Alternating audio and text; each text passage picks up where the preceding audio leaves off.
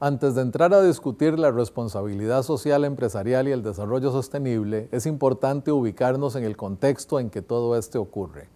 En primer lugar, vamos a ver el contexto global, un contexto global que hoy se caracteriza por cambios en el balance de poder, con naciones como Estados Unidos jugando papeles muy diferentes a los que han jugado en el pasado, naciones como Rusia y China que hoy pesan enormemente en los procesos de decisión a nivel internacional y que empiezan a tener influencia positiva alguna, no tan positiva otra, en nuestra región del mundo. Entendemos también que es un contexto absolutamente globalizado, donde las empresas tienen que aprender a competir con naciones y empresas de todo el planeta. Todos los mercados hoy son globales en naturaleza y por lo tanto cada empresa debe estar dispuesta a entender las variables que la afectan en ese contexto global. Es importantísimo entender que vivimos hoy una escasez relativa de recursos como nunca en el pasado. Con 6.500 millones de habitantes en el planeta, queda claro que no contamos con suficientes recursos para que todas las naciones emergentes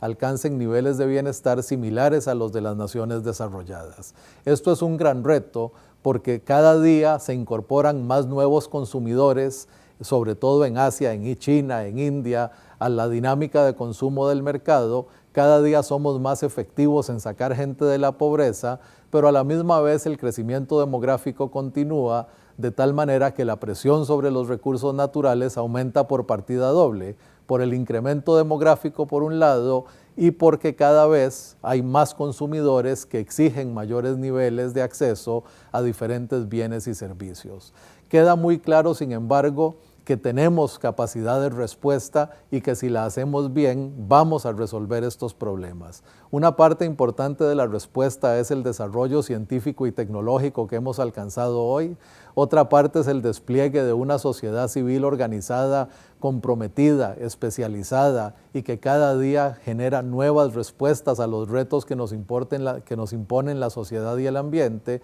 Y sobre todo, un sector privado productivo que hoy como nunca es corresponsable por el proceso de desarrollo. Hemos hablado que en el mundo moderno existen 63.000 empresas multinacionales con 821.000 subsidiarias operando a nivel global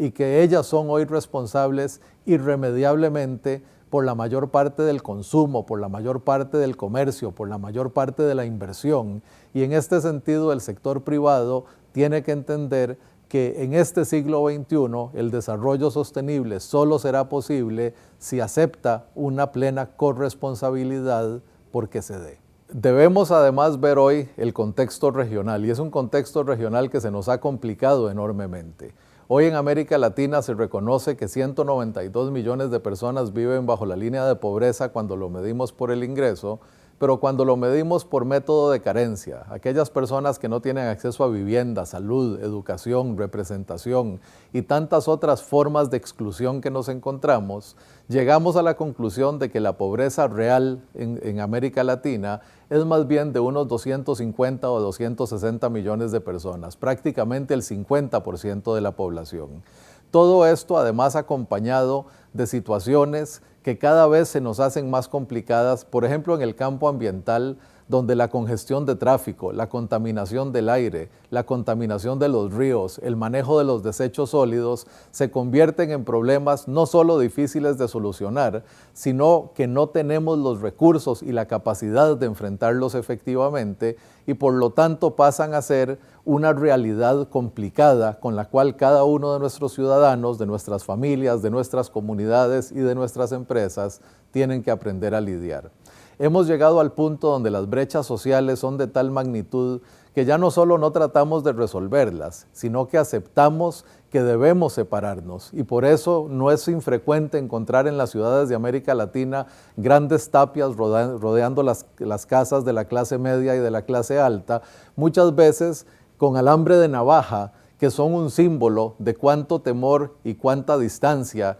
hemos tomado de nuestra población pobre. En realidad, aquellos mecanismos de cohesión social que alguna vez existieron, en vez de estarse fortaleciendo, empiezan a desaparecer y por eso es que hoy nos encontramos en riesgo de ver nuestra sociedad efectivamente partida en dos. Todo esto se ve compuesto por la desesperación de esta gente que a la hora de responder recurre a una economía informal que se vuelve no solo muy improductiva, no solo casi los condena a la pobreza por su falta de buenos métodos de producción y de acceso a los mercados, sino que también se convierten en fuentes de competencia desleal y complicaciones en los mercados para la economía formal. Vemos en los procesos ambientales cómo muchas veces las empresas ignoran completamente los parámetros ambientales que deben estar respetando, en vez de entender que la verdadera ecoeficiencia no solo es eliminar todos esos desperdicios, sino asegurarnos que cada recurso que extraigamos de nuestra naturaleza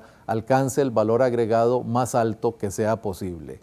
Vamos a pensar en esta región como una región que sin embargo está todavía llena de oportunidades. Algunas veces tendemos a ser pesimistas y ciertamente la primera parte de este discurso no da mucho para ser optimista, pero déjenme tratar de darle 3 razones por las que debemos ser optimistas. América Latina es la región emergente más efectiva en atraer inversión extranjera. Y aunque ustedes podrían pensar que estoy equivocado, porque ciertamente Asia recibe casi el 25% de toda la inversión extranjera que se da en el planeta,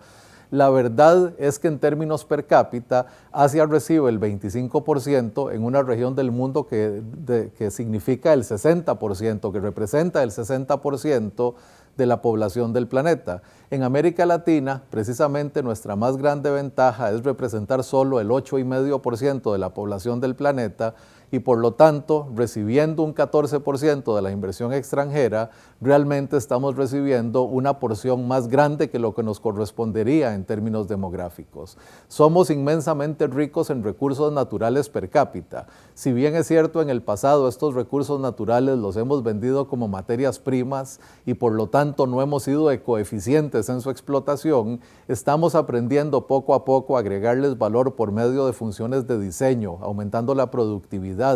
aumentando el valor agregado industrial y el valor agregado en distribución y empezando a dominar algunos mercados de productos terminados, lo cual sí nos lleva a ser ecoeficientes en la explotación del recurso. Si a esto solo le pudiéramos sumar la eliminación de los desperdicios y el buen manejo de los recursos críticos como el agua, los bosques, los aires, los recursos marinos, pues habremos avanzado mucho y ya hay ONGs y empresas que empiezan a trabajar estos temas en profundidad. Y tal vez la tercera y más importante razón para ser optimistas es que en este mundo que describía hace un momento, donde los recursos naturales ya no alcanzan para resolver los problemas de toda la población emergente,